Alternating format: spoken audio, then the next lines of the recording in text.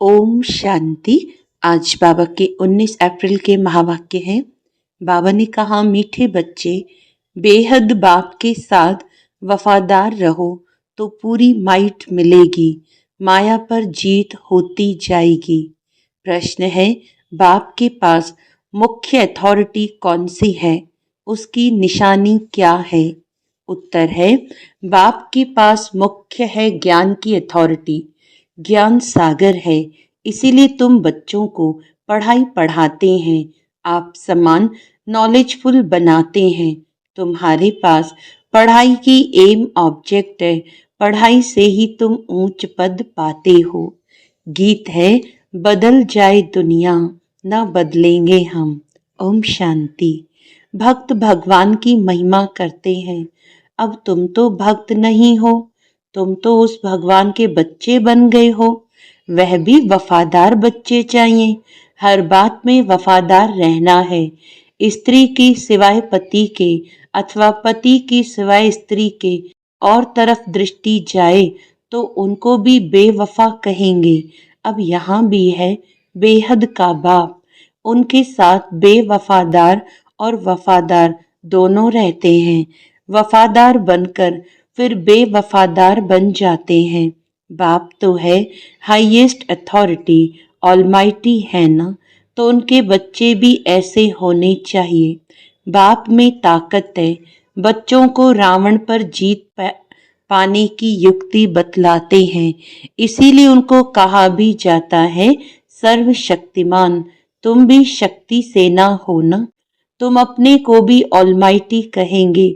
बाप में जो माइट है वह हमको देते हैं, बतलाते हैं कि तुम माया रावण पर जीत कैसे पा सकते हो, तो तुमको भी शक्तिवान बनना है। बाप है ज्ञान की अथॉरिटी, नॉलेजफुल है ना। जैसे वो लोग अथॉरिटी हैं शास्त्रों की, भक्ति मार्ग की, ऐसे अब तुम ऑलमाइटी अथॉरिटी नॉलेजफुल बनते हो। तुमको भी नॉलेज मिलती है। यह पाठशाला है, इसमें जो नॉलेज तुम पढ़ते हो इससे ऊंच पद पा सकते हो। यह एक ही पाठशाला है। तुमको तो यहाँ पढ़ना है और कोई प्रार्थना आदि नहीं करनी है। तुम्हें पढ़ाई से वर्षा मिलता है, एम ऑब्जेक्ट है। तुम बच्चे जानते हो बाप नॉलेजफुल है, उनकी पढ़ाई बिल्कुल डिफरेंट है। ज्ञान का सागर बाप है तो वही जाने। वही हमको सृष्टि के आदि मध्य अंत का नॉलेज देते हैं, दूसरा कोई दे न सके। बाप सन्मुख आकर ज्ञान दे फिर चले जाते हैं। इस पढ़ाई की प्रारब्ध क्या मिलती है वह भी तुम जानते हो। बाकी जो भी सत्संग आदि हैं वह गुरु गोसाई हैं, वह सब हैं भक्ति मार्ग के। अब तुमको ज्ञान मिल रहा है, यह भी जानते हैं कि उनमें भी कोई यहाँ के होंगे तो निकल आएंगे। तुम बच्चों को सर्विस की भिन्न भिन्न युक्तियां निकालनी है, अपना अनुभव सुनाकर अनेकों का भाग्य बनाना है। तुम सर्विसेबल बच्चों की अवस्था बड़ी निर्भय, अडोल और योग युक्त चाहिए। योग में रहकर सर्विस करो तो सफलता मिल सकती है। बच्चे, तुम्हें अपने को पूरा संभालना है, कभी आवेश आदि न आए। योग युक्त पक्का चाहिए। बाप ने समझाया है, वास्तव में तुम सब वानप्रस्थी हो, वाणी से परे अवस्था वाले।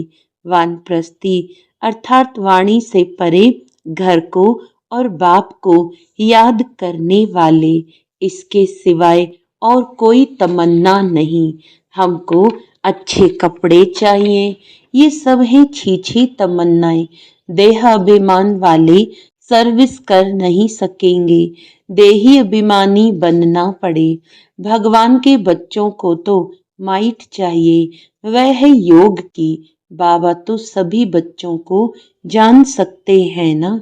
बाबा झट बता देंगे, ये खामियां निकालो। बाबा ने समझाया है, शिव के मंदिर में जाओ, वहां बहुत तुमको मिलेंगे। बहुत हैं जो काशी में जाकर वास करते हैं, समझते हैं काशीनाथ हमारा कल्याण करेगा, वहां तुमको बहुत ग्राहक मिलेंगे, परंतु इसमें बड़ा शुरुड़ बुद्धि यानी होशियार बुद्धि चाहिए। गंगा स्नान करने वालों को भी जाकर समझा सकते हैं, मंदिरों में भी जाकर समझाओ, गुप्त वेश में जा सकते हो, हनुमान का मिसाल है। हो तो वास्तव में तुम न, जुतियों में बैठने की बात नहीं है, इसमें बड़ा समझू सयाना चाहिए। बाबा ने समझाया है, अभी कोई भी कर्मातीत नहीं बना है, कुछ न कुछ खामियां जरूर हैं। तुम बच्चों को नशा चाहिए कि एक ही हट्टी है जहां सबको आना है, एक दिन ये सन्यासी आदि सब आएंगे, एक ही हट्टी है तो जाएंगे कहाँ? जो बहुत भटका हुआ होगा उनको ही रास्ता मिलेगा और समझेंगे ये एक ही हट्टी है, सबका सदगति दाता एक बाप है ना।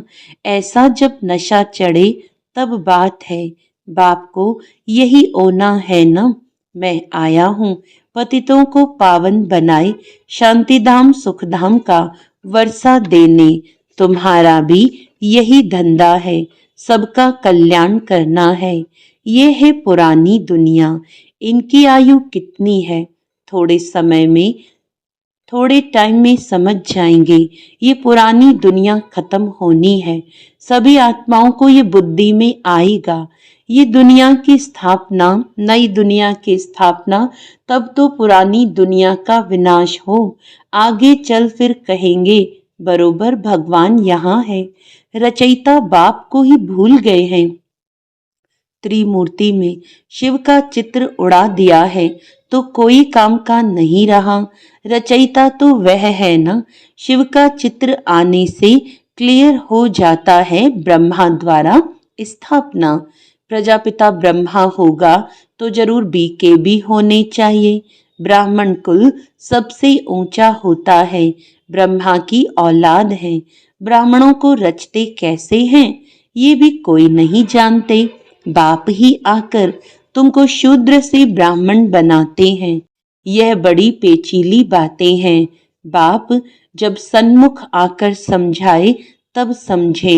जो देवताएं थे वह शूद्र बने हैं, अब उन्हों को कैसे ढूंढे उसके लिए युक्तियां निकालनी है। जो समझ जाए ये बीके का तो भारी कार्य है। कितने पर्चे आदि बांटते हैं, बाबा ने एरोप्लेन से पर्चे गिराने लिए भी समझाया है। कम से कम अखबार जितना एक कागज हो, उसमें मुख्य पॉइंट्स सीडी आदि भी आ सकती हैं। मुख्य है अंग्रेजी और हिंदी भाषा, तो बच्चों को सारा दिन ख्यालात रखनी चाहिए, सर्विस को कैसे बढ़ाएं यह भी जानते हैं। ड्रामा अनुसार पुरुषार्थ होता रहता है, समझा जाता है ये सर्विस अच्छी करते हैं, इनका पद भी ऊंच होगा। हर एक एक्टर का अपना पार्ट है, ये भी लाइन जरूर लिखनी है।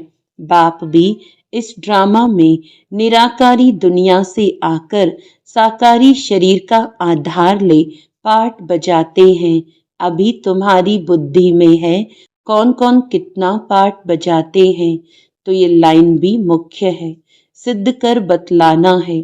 ये सृष्टि चक्र को जानने से मनुष्य स्वदर्शन चक्रधारी बन चक्रवर्ती राजा विश्व का मालिक बन सकते हैं। तुम्हारे पास तो सारी नॉलेज है ना, बाप के पास नॉलेज है ही गीता की, जिससे मनुष्य नर से नारायण बनते हैं। फुल नॉलेज बुद्धि में आ गई तो फिर फुल बादशाही चाहिए। तो बच्चों को ऐसे ऐसे ख्याल कर बाप की सर्विस में लग जाना चाहिए। जयपुर में भी ये रूहानी म्यूजियम स्थायी रहेगा, लिखा हुआ है। इनको समझने से मनुष्य विश्व का मालिक बन सकते हैं। जो देखेंगे एक दो को सुनाते रहेंगे। बच्चों को सदा सर्विस पर रहना है। मम्मा भी सर्विस पर है, उनको मुकर्रर किया था। ये कोई शास्त्रों में है नहीं, कि सरस्वती कौन है। प्रजापिता ब्रह्मा की सिर्फ एक बेटी होगी क्या? अनेक बेटियां अनेक नाम वाली होंगी ना। वह फिर भी एडॉप्ट थी, जैसे तुम हो। एक हेड चला जाता है तो फिर दूसरा स्थापन किया जाता है। प्राइम मिनिस्टर भी दूसरा स्थापन कर लेते हैं। एबुल समझा जाता है तब उनको पसंद करते हैं। फिर टाइम पूरा हो जाता है तो फिर दूसरे को चुनना पड़ता है। बाप बच्चों को पहला मैनर्स यही सिखलाते हैं कि तुम किसका रिगार्ड कैसे रखो। अनपढ़े जो होते हैं उनको रिगार्ड रखना भी नहीं आता है। जो जास्ती तीखे हैं तो उनका सबको रिगार्ड रखना ही है।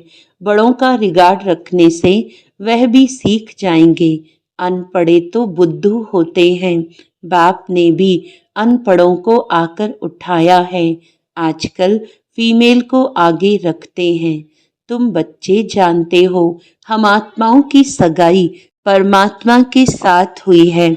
तुम बड़े खुश होते हो। हम तो विष्णुपुरी के मालिक जाकर बनेंगे। कन्या का बिगर देखे भी बुद्धि योग लग जाता है ना। यह भी आत्मा जानती है। यह आत्मा और परमात्मा की सगाई वंडरफुल है। एक बाप को ही याद करना पड़े, वह तो कहेंगे गुरु को याद करो, फलाना मंत्र याद करो। यह तो बाप ही सब कुछ है। इन द्वारा आकर सगाई कराते हैं।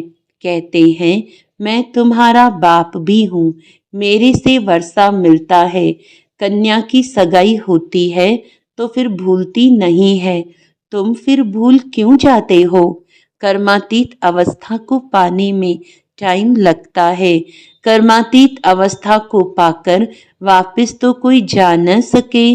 जब साजन पहले चले फिर बारात जाए। शंकर की बात नहीं, शिव की बारात है। एक है साजन, बाकी सब हैं सजनियां। तो ये है शिव बाबा की बारात। नाम रख दिया है बच्चे का, दृष्टांत दे समझाया जाता है। बाप आकर गुलगुल बनाए सबको ले जाते हैं। बच्चे जो काम चिता पर बैठ पतित बन गए हैं, उनको ज्ञान चिता पर बिठाए गुलगुल बनाकर सभी को ले जाते हैं। यह तो पुरानी दुनिया है ना। कल्प कल्प बाप आते हैं। हम छी को आकर गुलगुल बनाए ले जाते हैं। रावण छी बनाते हैं और शिव बाबा गुलगुल बनाते हैं। तो बाबा बहुत युक्तियां समझाते रहते हैं। अच्छा, मीठे मीठे सिकिलदे बच्चों प्रति माता पिता बाप दादा का याद प्यार और गुड मॉर्निंग। रूहानी बाप की रूहानी बच्चों को नमस्ते।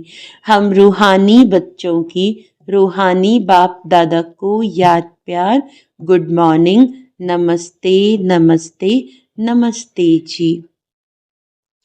धारणा के लिए मुख्य सार है, खाने पीने की छी तमन्नाओं को छोड़ देही अभिमानी बन सर्विस करनी है।